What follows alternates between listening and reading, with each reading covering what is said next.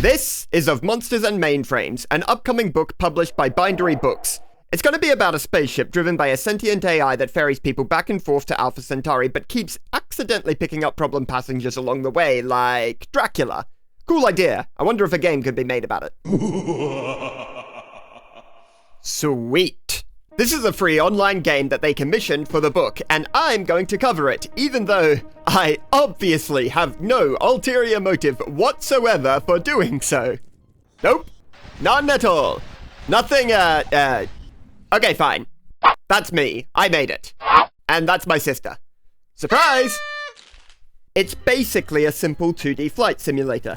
Playing it, fundamentally, is just about dodging rocks and monsters to get to the end of the level. More or less what you would expect, I think.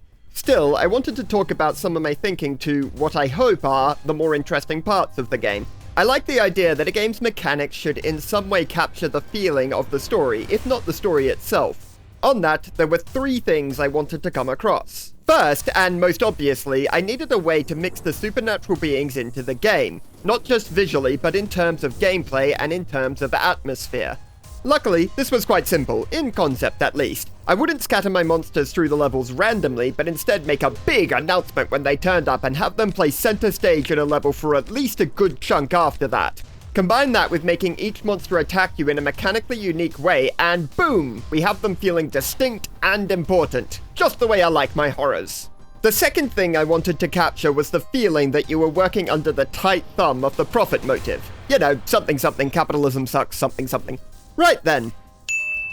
Good. Now finish the level before money runs out or the boss will melt you in a furnace. A bit tricky given you don't have an accelerator. That was a bit expensive for the company too, I suppose. So instead you must rely on cosmic rainbows. I mean valid, actually. This rainbow makes you go faster. I call it the speed stream. How creative. With your starting budget each level, there is almost no room to leave it. You have to constantly be sticking to the stream or you will fail.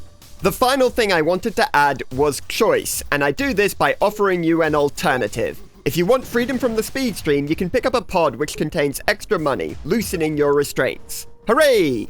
But it also triggers the aforementioned monster attacks. Oh no! But yeah, that's your choice. You can hover on the brink of death due to paranormal assaults, or you can hover on the brink of death due to the threat of poverty. Seems fair, right? I wonder if it says something that my testers told me the monsters were easier. Anyway, look at these totally real recommendations. You should play it.